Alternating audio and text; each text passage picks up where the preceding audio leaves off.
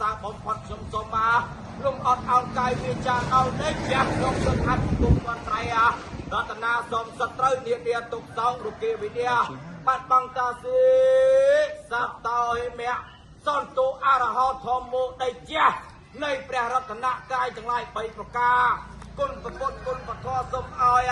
ញោមប្រស្រីអានៅស្រីសុខកុំឲ្យមានទុកកលយុទ្ធភ័យមូមិត្តក្របទុនប្រពន្ធប្តីគាត់ឲ្យសេរីក្តីសុខាយុគយានយោធូជើងដៃរកទីសតថ្ងៃធ្វើស្រែចម្ការលក់ចាញ់ទិញចូលមន្ត្រីតូចធំខ្ញុំរាជការកើតផងគុំពោះជួសក្តារពៀនប្រាក់ទុនធានអត់មានខ្វះពីក្មេងដល់ចាស់អត់ខ្វះវ័យសត្វត្រូវខ្លោចខ្លាចអំណាចខ្លាំងជួបោកតតាំងចាញ់អរមីសូមពរទេវតាទិសទាំង8ជួយប្រទានពរជ័យដោយក្តីសុខំសំពពពុទ្ធព្រះអង្គយើងមកជួយប្រោះព្រំពធសត្វខាងបាំងយើងខ្ញុំប្រសង្សាវៈ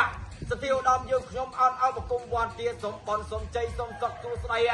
ព្រះចេស្តាយមបានណាសុខៈបលៈនានាសរិបត្តោសទ្ធិភវន្តុទីសពិយោបវចន្តុសពរោគវិនាសន្តុមានទីភៈ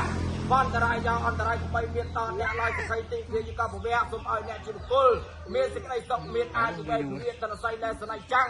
វត្តវាបច្ច័យដល់ចិត្តតារោធម្មា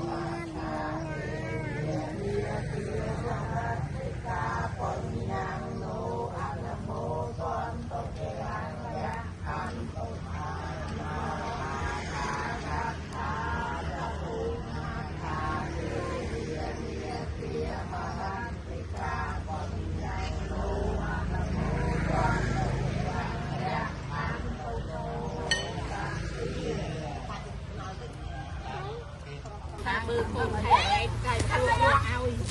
ទៅជំរំសួរគេទៅ